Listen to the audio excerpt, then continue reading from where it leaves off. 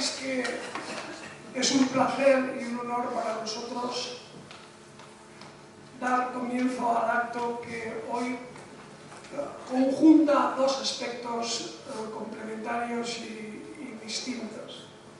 La clausura del curso académico y al mismo tiempo la toma de posesión como académico correspondiente de una personalidad como José Luis García del Busto, de una relevancia especial, como luego resumiré o intentaré resumir. El curso académico ha sido, ya lo veremos cuando se lea la memoria en la apertura en el próximo mes de octubre, un curso realmente, desde mi punto de vista, muy dinámico. Hemos dado unos ciclos de conferencias muy importantes con mucha asistencia de público, conciertos, presentaciones de libros. La colaboración de todos los académicos ha sido magnífica, formidable. Me he encontrado muy arropado por todos, me encuentro muy apoyado en cuanto a la gestión que hacemos con el equipo y al mismo tiempo nuestra aparición en los medios de comunicación ha sido, yo diría que espectacular, porque realmente nos han dado páginas dobles, hemos tenido una repercusión mediática muy elevada y siempre favorable, es decir, que hemos tenido muy buena prensa en el sentido coloquial de la palabra.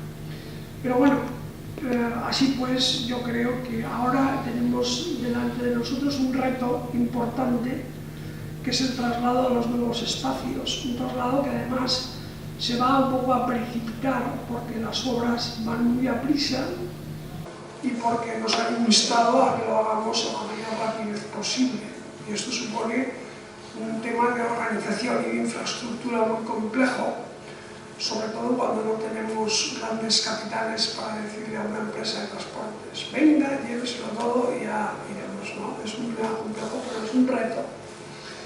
Bien, así pues, ya cuando hagamos la sesión de apertura del curso haremos la oportuna memoria y el balance de lo que hemos hecho. Hoy el tema que nos ocupa fundamentalmente es la presencia entre nosotros de una persona tan relevante. Permítanme que haga un resumen biográfico un poco esquemático al uso, porque claro, con una personalidad tan dilatada y tan experta, pues es imposible poderlo resumir, pero bueno, he tomado algunas notas. José Luis García del Busto Arregui nació en Játiva en 1947. Después se trasladó a Madrid, estudió matemáticas en la Universidad Complutense y música en el Real Conservatorio de Música.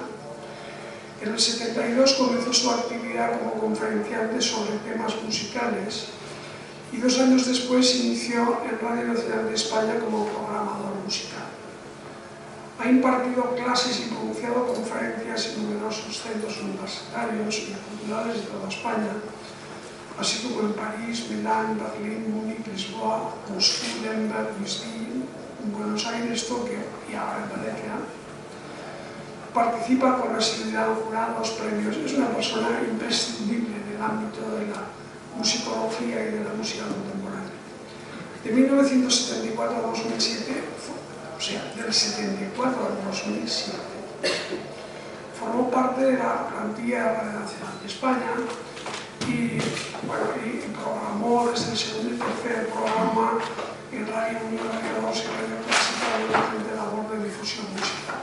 De hecho, desde que saben que está aquí, yo he tenido la oportunidad de que el otro día vino un académico para decirme que era un fan de las programaciones de José Luis y me dijo: oye, qué honor que tengamos aquí entre nosotros a esta personalidad, porque lo sigue en los programas de radio. Entre 1990 y 1994 fue director adjunto del Centro para la Difusión de la Música Contemporánea del Ministerio de Cultura y ha sido crítico musical en El País, ABC, en la revista Ritmo, Scherzo y Melómano, es decir, lo más destacado y relevante en la cultura española. Es autor de libros sobre muchos autores: Joaquín Turina, Manuel de Falla, Luis de Pablo, que Luis de Pablo, como sabéis, pues será la personalidad que hará la apertura de curso en octubre y que además pues, fue miembro del jurado del concurso internacional que convocamos de composición. Ha escrito monografías sobre la Orquesta de Cámara Reina Sofía, la Orquesta y Coro de la Comunidad de Madrid, etc. Hay un pequeño secreto que esta mañana me he enterado, que no estaba aquí en mis notas, pero lo he añadido. Esta mañana ha venido una periodista a preguntarle a quién le hubiera gustado conocer en su vida, qué compositor le hubiera gustado haber conocido personalmente, ¿no? Y le ha dicho que era a Igor Stravinsky. A mí me hubiera gustado también haberlo conocido, la verdad. En eso compartimos ese gusto y otros más. Desde octubre de 2013 es miembro de número de la Real Academia de Bellas Artes de San Fernando de Madrid, donde desempeña en la actualidad desde enero del 15 el cargo de secretario general. Quiero decir que la Academia de Bellas Artes de San Carlos está realizando una aproximación que ya tenía y que ha tenido en otros momentos, pero que claro, como las juntas de gobierno van cambiando, pues hay que adaptarla en cada momento, y con la Academia de San Fernando. Y en este ámbito, José Luis García del Busto desempeña una labor favorable, positiva y realmente muy de agradecer por nuestra parte, ¿no? Como valenciano y desde hoy como académico del número. Tenemos proyectos en marcha comunes, tenemos en la Academia, como saben, va a cumplir en el año 18 los 250 años de existencia, y tenemos proyectos culturales muy importantes y nos están ayudando con su gran experiencia.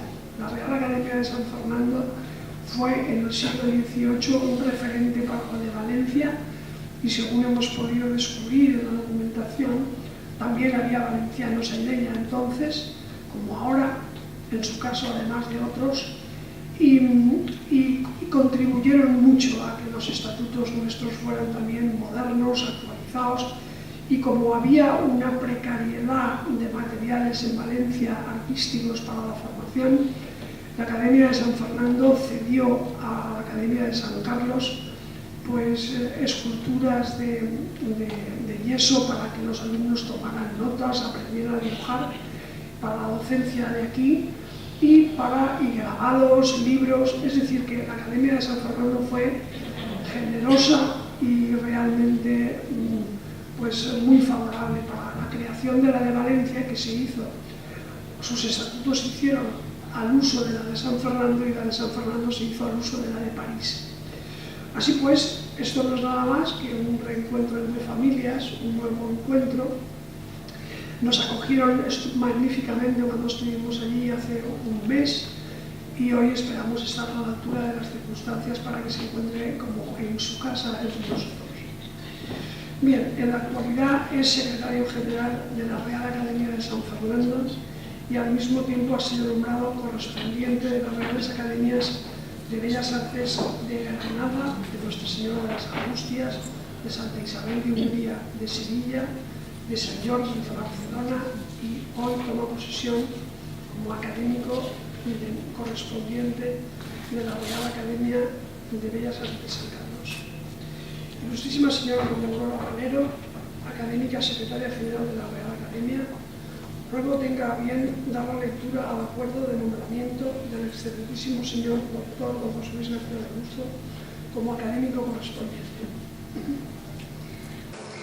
Buenas tardes. La Real Academia de Bellas Artes de San Carlos de Valencia, reunida en Junta General Ordinaria el día 12 de junio de 2014, tomó el acuerdo por unanimidad de votos de nombrar académico correspondiente en Madrid al excelentísimo señor doctor don José Luis García del Busto Arregui, en virtud de los méritos profesionales que reúne como compositor y crítico musical, de lo que como académica secretaria general y con el visto bueno del señor presidente certifico en Valencia a 28 de junio de 2016. Excelentísimo señor don José Luis García del Busto Arregui, luego se acerque a la mesa para recibir los distintivos por de su cargo, representado por la medalla de académico correspondiente y el diploma.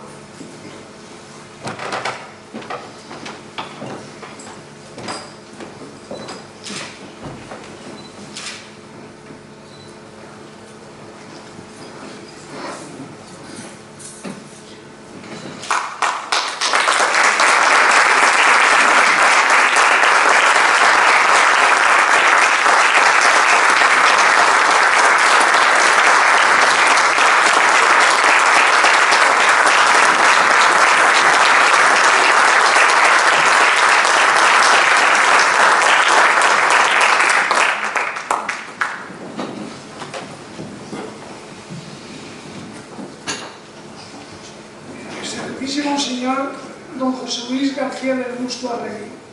Podéis intervenir, si así lo deseáis, en vuestra lección magistral sobre el tema Cabanilles, un maestro del barroco recreado por compositores de nuestro tiempo.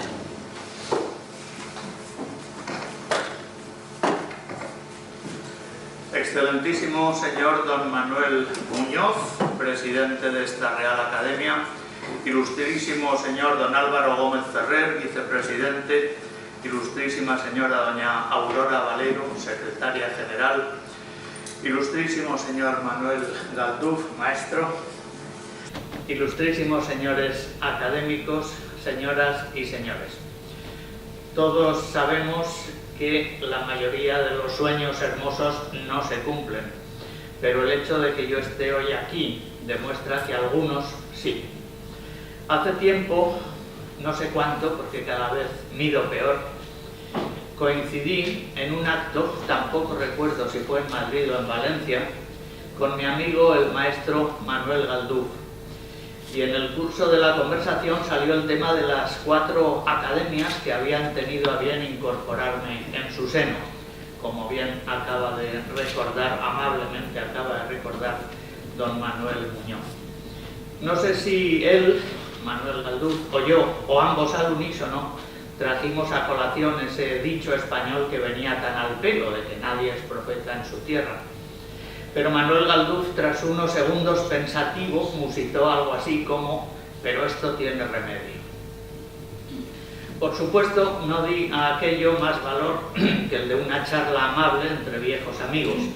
Por eso deben creer que cuando meses después me llamó otro admirado músico valenciano, el compositor César Cano, que por cierto me llamó ayer para excusarse porque está convaleciente y no ha podido asistir aquí, mi recuerdo para él. Cuando me llamó César Cano para comunicarme que había sido elegido como académico correspondiente de San Carlos, mi primera reacción fue de sorpresa, sentimiento que al poco dio paso al de la más profunda satisfacción. Y pronto el gran honor recibido se multiplicó cuando el presidente me comunicó por escrito que se me encomendaba la lección magistral con la que se clausuraría el curso académico 2015-2016, acto que a la vez supondría el de mi ingreso de facto en esta ilustre casa. Pues bien, el momento ha llegado y heme aquí emocionado y con un hondo sentimiento de gratitud. De todo corazón, muchas gracias. Joan Batiste Cabanilles, o sea, Juan Cabanilles o Juan Cabanillas, según firmara él mismo en valenciano o en castellano, nació en Algemesí, en 1644 y murió en Valencia en 1712. Fue, por lo tanto, estricto coetáneo de Arcangelo Corelli, impulsor en Italia del concerto grosso, del alemán Johann Pachelbel, como él, organista y compositor, o del también organista y compositor Dietrich Buxtehude, un músico danés que se estableció en su madurez en Alemania y que ejerció no poca influencia en el joven Bach. Cabanilles, formado en su pueblo con el maestro Onofre Guinovart, era apenas 20añero cuando en 1665 fue nombrado ayudante del organista de la Catedral de Valencia, a la sazón Andrés Peris. A la muerte de Peris, un año más tarde, Cabanilles pasó a ser organista principal de la Catedral de Valencia. Pasó mucho tiempo de trabajo ímprobo antes de que pudiera contar con organista ayudante. Fue en 1703 cuando fue nombrado para ello el organista de la Catedral de la Iglesia Colegial de Alicante, Jorge Rodríguez. Y esto no solo facilitaba la suplencia en el caso de que Cabanilles enfermara o se tuviera que ausentar de Valencia, sino que procuraba también la posibilidad de tocar simultáneamente en los dos órganos de la catedral, lo que suponía prácticas musicales muy propias del período barroco, como son las de la policonalidad y la espacialidad. La producción compositiva de Cabanilles comprende obras corales, pero ante todo fue compositor para el instrumento que dominaba como intérprete, el órgano. Entre sus obras, todas ellas estudiadas y dadas a la edición por el maestro José Climent, que me ha hecho una enorme ilusión conocer personalmente esta tarde, después de tantos años consultando sus libros. Entre sus obras, digo, son especialmente abundantes las que llevan el título genérico de tiento, pero también abundan los versos, tocatas, batallas, gallardas, pasacalles, jácaras, folías, etc. Don José Climent ha escrito que la música de órgano de Cabanilles es el punto culminante de la gran tradición organística ibérica de los siglos XVI y XVII. Y basándose en los datos biográficos y en la propia música escrita por Cabanilles, Climent asegura que no debió recibir notables influencias de la música organística que se hacía en otros países europeos.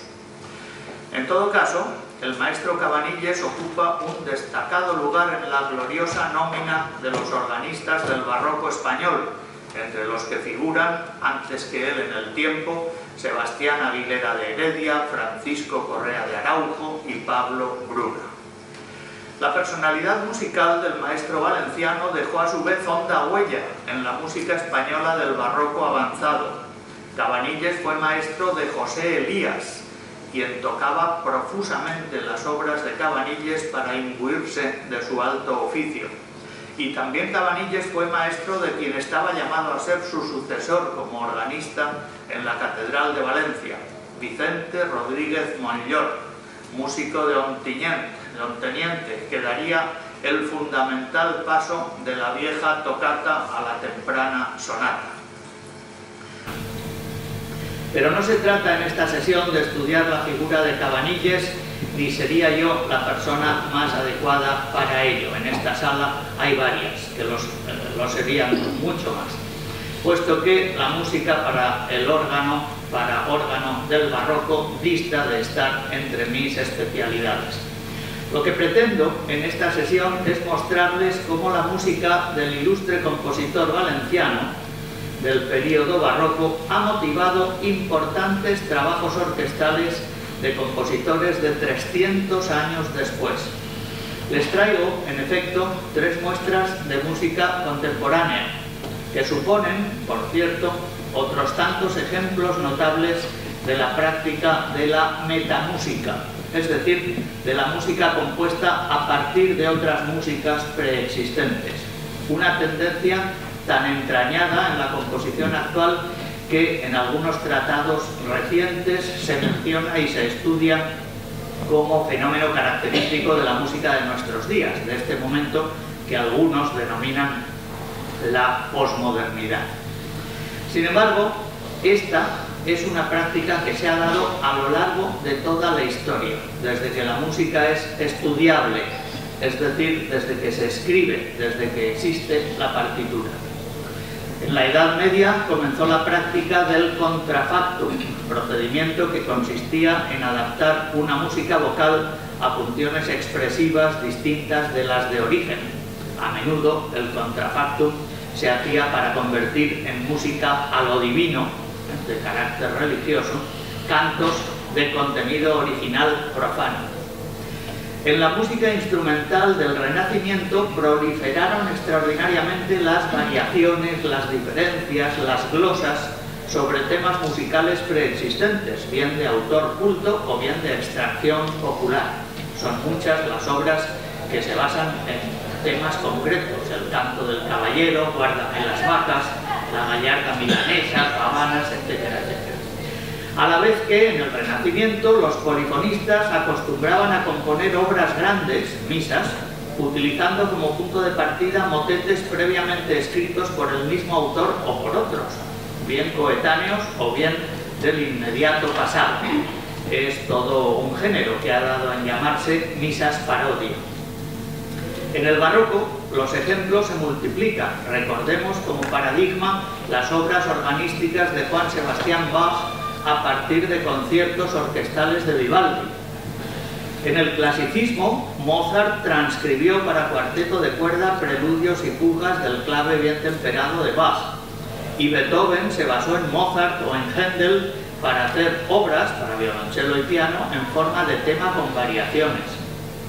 En el romanticismo, una pieza virtuosística de violín, el Capriccio Opus 1 número 24 de Paganini, fue objeto de profundo tratamiento posterior por parte de muchos compositores, y algunos tan grandes como Liszt, Schumann y Brahms.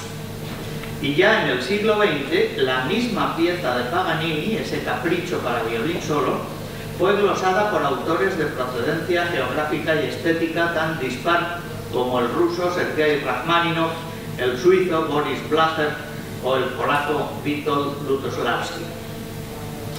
En torno a los años 20 del siglo pasado, es decir, en el periodo entre las dos grandes guerras, se produjo una de las corrientes estéticas más características de la música europea moderna, como es la del neoclasicismo, también denominada estética de los retornos. Prokofiev recurría a Haydn, recordemos su sinfonía clásica, Stravinsky a Pergolesi y otros autores del barroco, recordemos su Pulcinella, Hindemith a Bach en muchas de sus obras, Falla al Renacimiento y al barroco españoles, en el retablo de Maese Pedro o en el concierto para clave.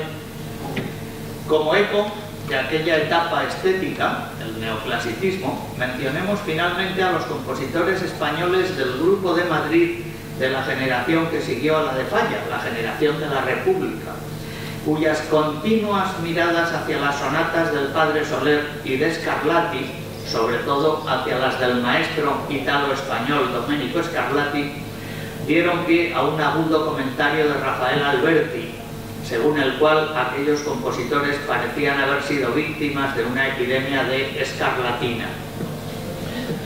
Y cómo olvidar a Joaquín Rodrigo, gran parte de cuya obra se ha llevado a cabo con rememoración o cita de músicas del pasado histórico español.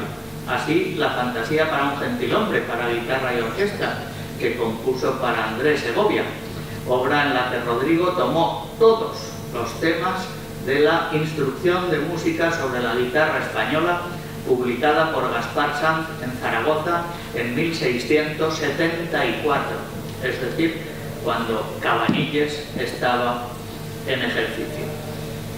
Avanzado el siglo XX, cuando se extendió la música atonal, sobre todo tras la aportación de la Escuela de Viena, estas prácticas de la metamúsica adquirieron otros significados y muy especialmente en España.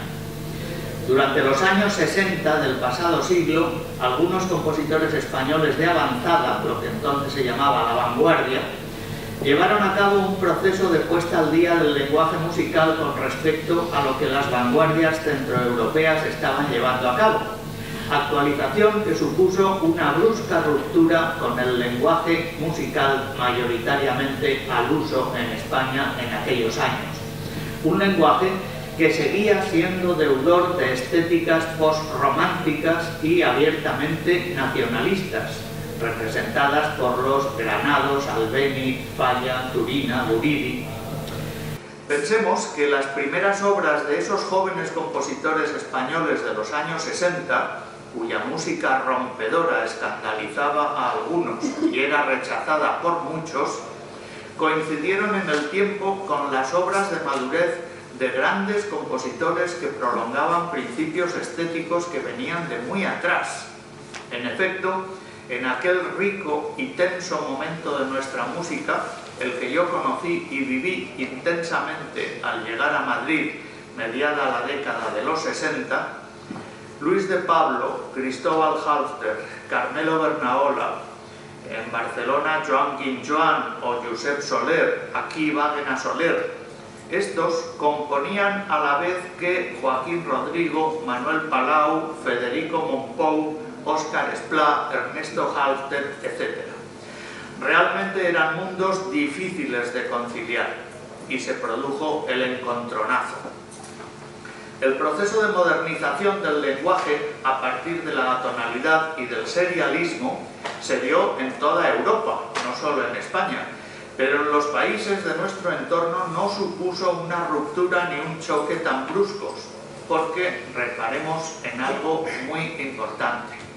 Los italianos, entre los poemas sinfónicos Pinos de Roma, Fuentes de Roma, de Ottorino Respighi y Luciano Berio o Luigi Nono, tuvieron a Dalla Piccola y a Petrassi. Los franceses, entre Claude Debussy y Pierre Boulez, tuvieron a Olivier Messiaen y a Henri Dutilleux. En los países germanos, entre Mahler y Stockhausen, tuvieron a Schoenberg, Alban Berg, Anton Webern, Ernest Krenek, etc. Mientras que los españoles, ¿qué tuvimos entre Falla y Luis de Pablo? Pues lo que tuvimos fue una guerra civil y sus nefastas consecuencias también en el ámbito cultural y musical. Un músico catalán, Roberto Gerard, discípulo de Arnold Schoenberg en Berlín en los años 20, pudo haber sido el eslabón perdido de la cadena, pero republicano de convicción, Gerard abandonó España camino de Inglaterra tras el desenlace de la Guerra Civil. ¿Acaso podría haber sido también un eslabón Rodolfo Halfter, quien dio, aunque tardíamente, y ya en su exilio mexicano, muestras de interés y de afiliación a procedimientos compositivos hijos del atonalismo y del serialismo?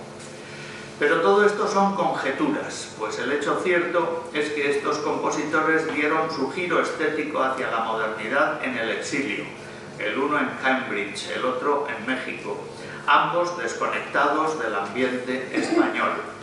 Mientras aquí la generación de los compositores nacidos en torno a 1930, la que en los finales de los años 50 estaba practicando un nuevo lenguaje musical, era una generación huérfana que estaba dando un salto sin red.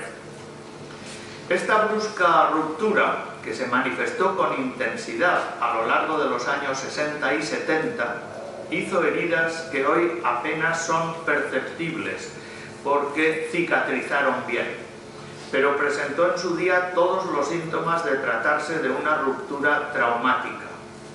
De hecho, se produjo una apreciable separación entre los creadores de vanguardia, por un lado, y por otro lo que podríamos denominar la oficialidad de la música, en la que se alineaban la mayor parte de los organizadores y programadores musicales, de los intérpretes, de los críticos y, por supuesto, del público.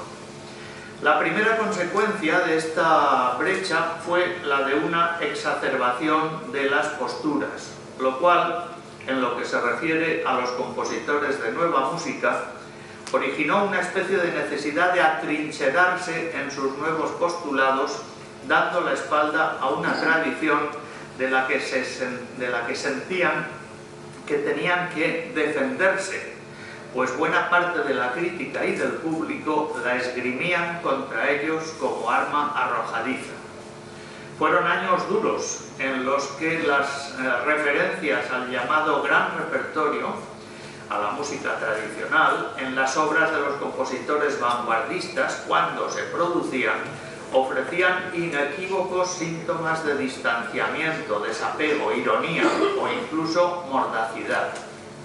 Sin embargo, en un momento dado, nuestros compositores más avanzados sintieron la necesidad de reivindicarse como creadores no ya españoles, que lo eran por nacimiento, sino con derecho a ser considerados insertos en la tradición musical española, de ser vistos no como caprichosos rompedores con la tradición, sino como continuadores de una línea compositiva histórica.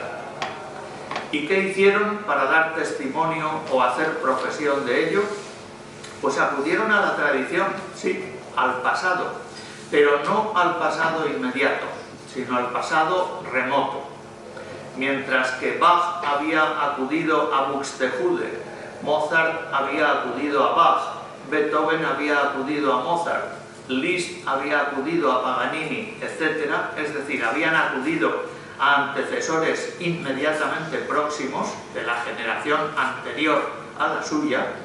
nuestros compositores de aquellas promociones renovadoras del lenguaje, cuando quisieron abrazar el pasado musical español y reivindicarse como músicos insertos en su línea histórica, se saltaron varias generaciones, justamente las de aquellos músicos que se esgrimían contra ellos, para recalar en los grandes compositores del pasado lejano, los del Renacimiento y el Barroco. El proceso está en los libros de psicología y psiquiatría, que es El asesinato del padre, del que tanto trató Sigmund Freud. Pero el tiempo pasa, y no en balde. Durante los años 80, la España musical conoció un progreso notabilísimo a todos los niveles, en todos los frentes. En lo que aquí nos interesa, aquella dicotomía entre compositores que prolongaban una estética nacida y culminada muchos años atrás, por un lado, y los jóvenes vanguardistas, por otro, aquel enfrentamiento se esfumó poco a poco. En gloria esté. Desde hace años gozamos de convivencia pacífica entre las tendencias más diversas.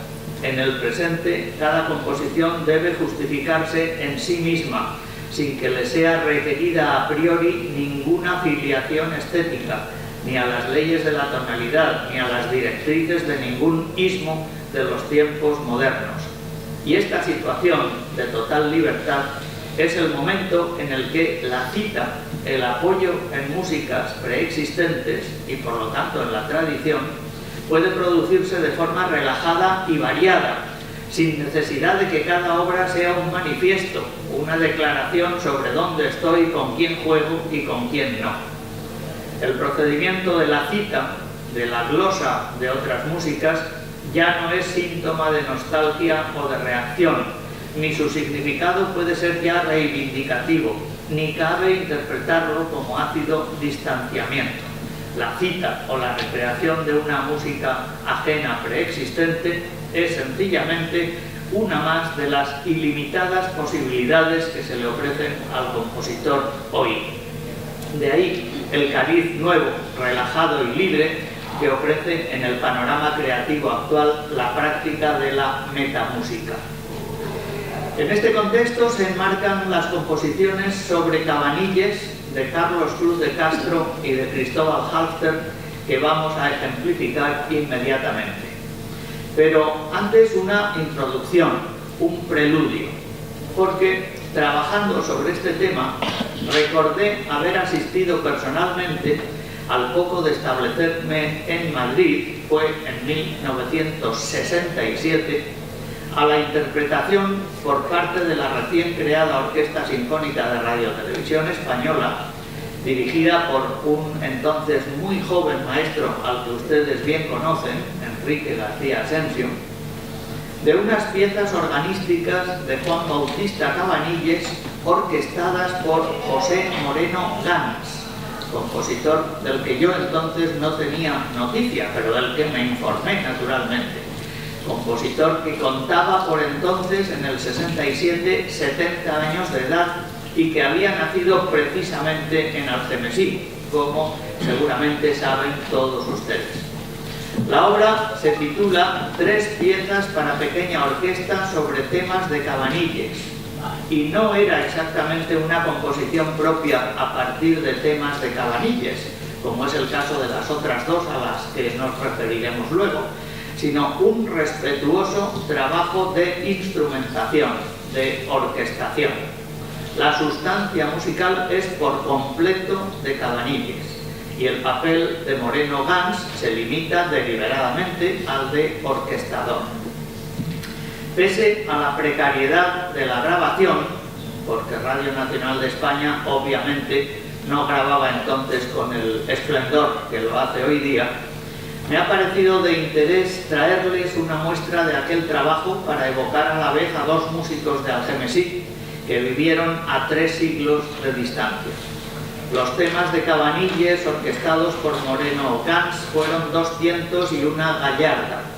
Les invito a escuchar el final de esta gallarda, primeramente en el original de Cabanilles, que será interpretada al clave, no al órgano, por Tom Koopman, y después el mismo fragmento final de la pieza en la versión orquestada por José Moreno Gans y, como les decía, dirigida por García Asensio. Vamos a ver el original de Cabanilles en versión de clave.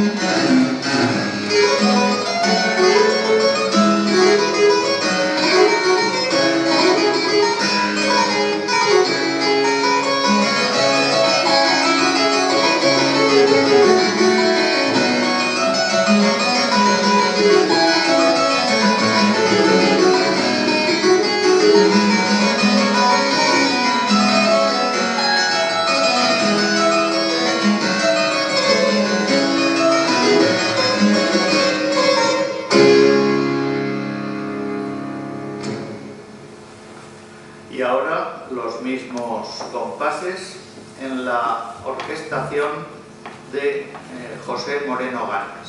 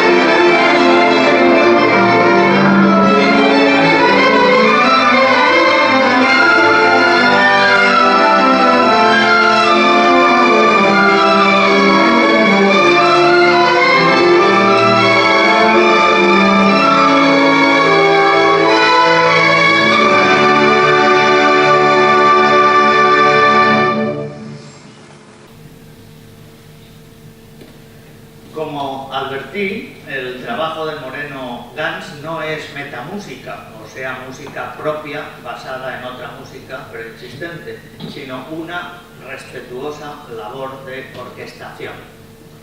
Distinto es el caso de los otros dos ejemplos que vamos a analizar en esta sesión. En primer lugar, Tocata Nueva en tono viejo, obra para orquesta de Carlos Cruz de Castro, compuesta a partir de la Tocata Cuarta de quinto tono del maestro Cabanilles. Me place dejar constancia de que tuve parte activa en la composición de esta obra, incluso en su bautismo, es decir, en la elección del título. En efecto, en 1990 yo trabajaba para el INAEM, del Ministerio de Cultura, como director adjunto del Centro para la Difusión de la Música Contemporánea, el extinto CDMC, cuya manifestación anual más importante era el Festival Internacional de Música Contemporánea de Alicante, que celebrábamos en la última semana de septiembre.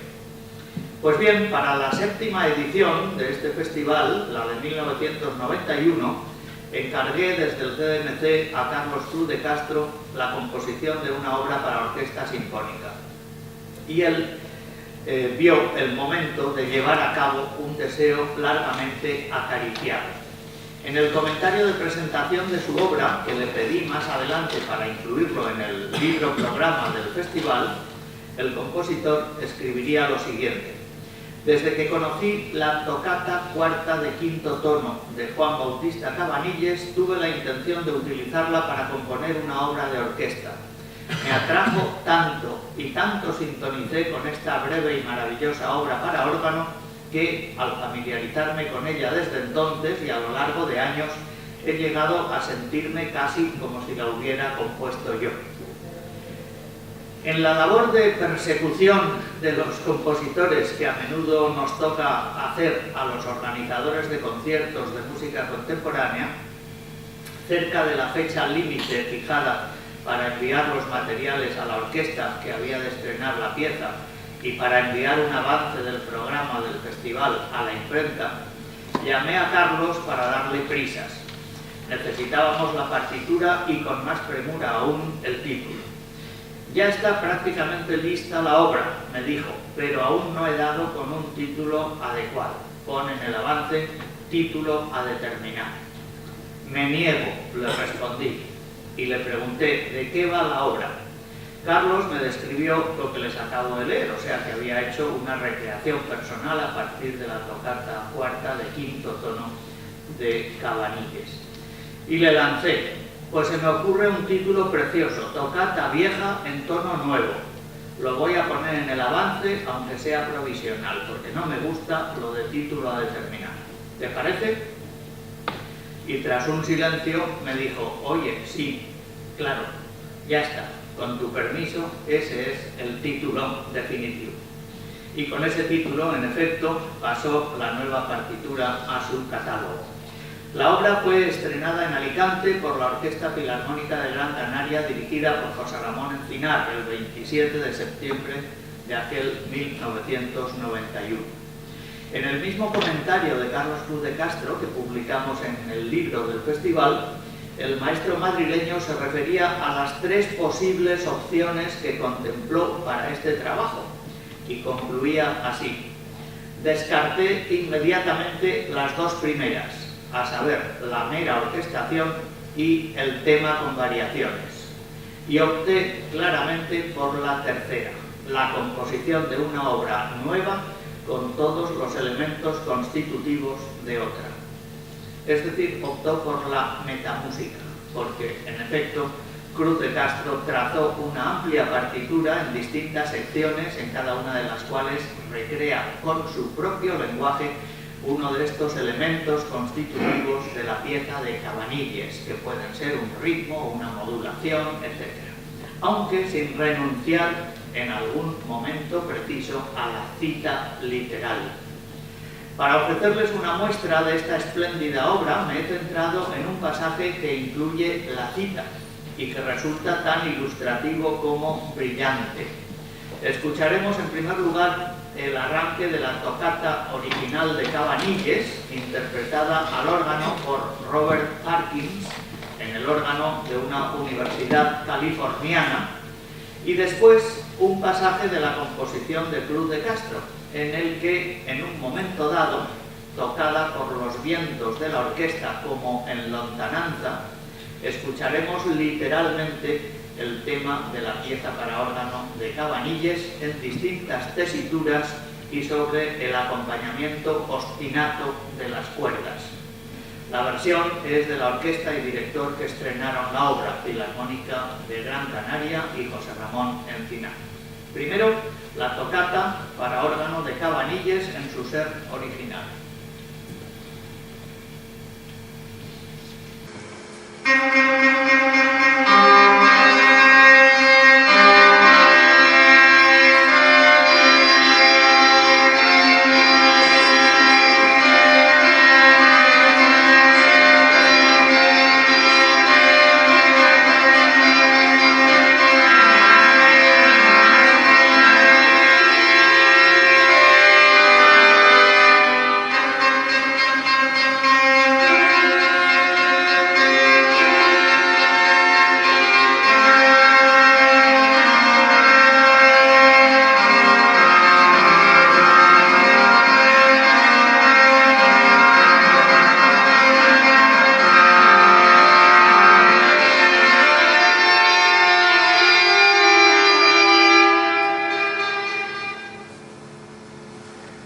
ahora un pasaje de la obra de Carlos Cruz de Castro en el que descubriremos enseguida la cita de este tema de Cabanilles.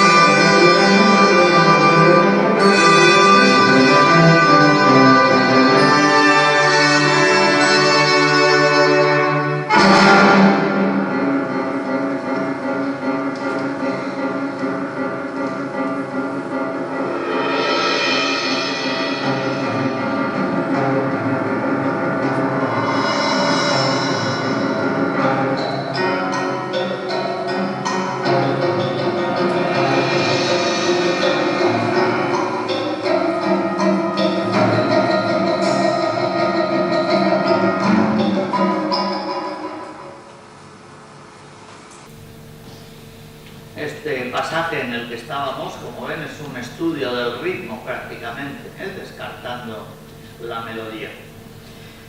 Finalmente, Cabanilles, recreado por Cristóbal Halffter en su obra para gran orquesta, Tiento de primer tono y Batalla imperial.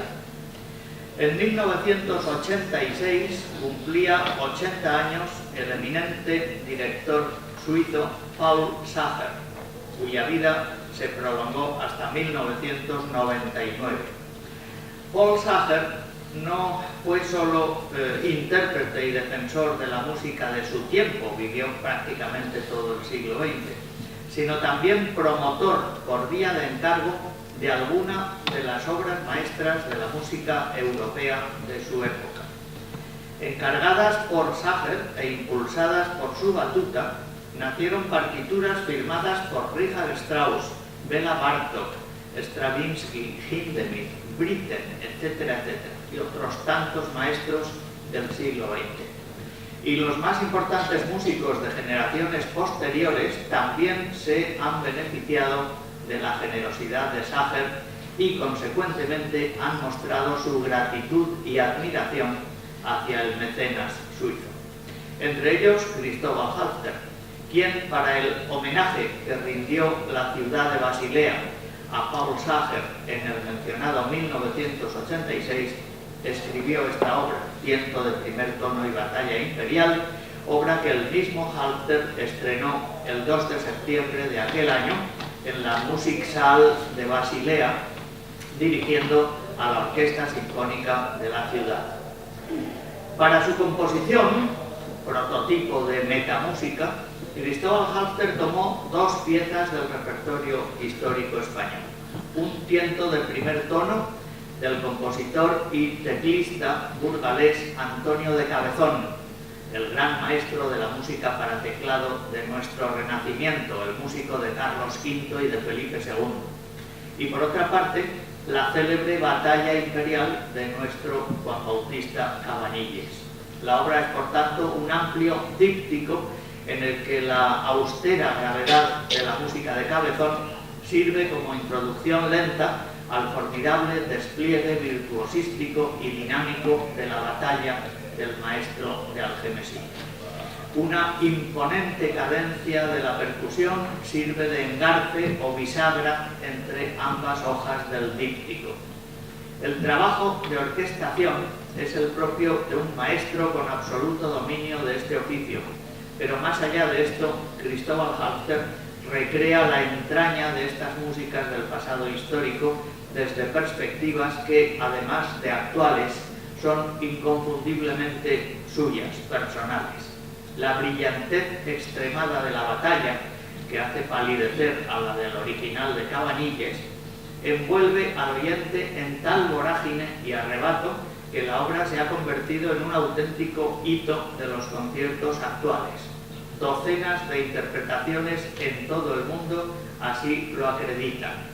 Cristóbal, muy consciente de su acierto, pero también de cómo esta obra le asegura un éxito de público del que tantas otras criaturas suyas no gozan, me lo expresó un día con las siguientes palabras: José Luis, Tiento y Batalla es mi concierto de Aranjuez. Escucharemos una buena parte de la célebre Batalla Imperial de Cabanilles para que se oigan en su ser original las distintas secciones que la integran y no solo el tema inicial. La escucharemos en versión del organista y docente valenciano Arturo Barba, en el órgano de la Iglesia de San Andrés de Valladolid. Y a continuación escucharemos íntegramente la recreación que Cristóbal Halffter hizo de esta página de Cabanilles, interpretada por la Orquesta Nacional de España bajo la dirección de Rafael Frübeck de Burgos. Pero, como les dije, la composición de Halffter es un díptico sobre Cabezón y Cabanilles.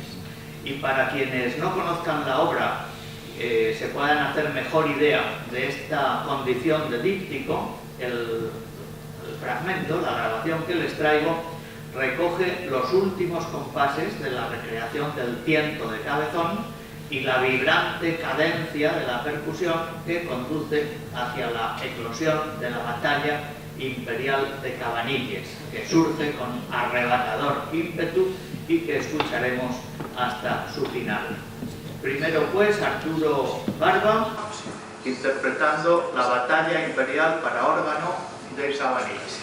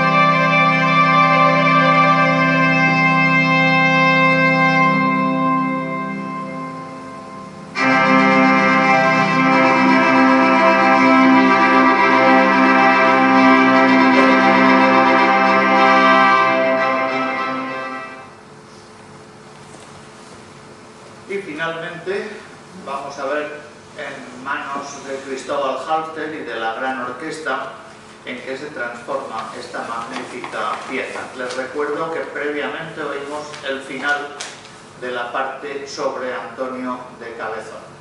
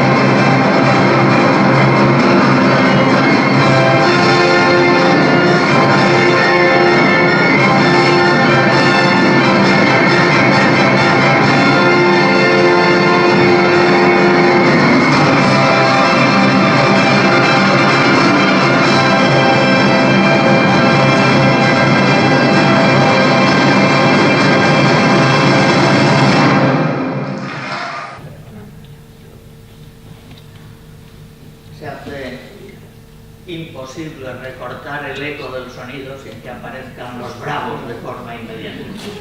Bien, después de esta brillantez de la música de Cabanilles vía Cristóbal Halffter, hemos dado con el final más adecuado, que no pienso estropear. Así que fin y muchas gracias.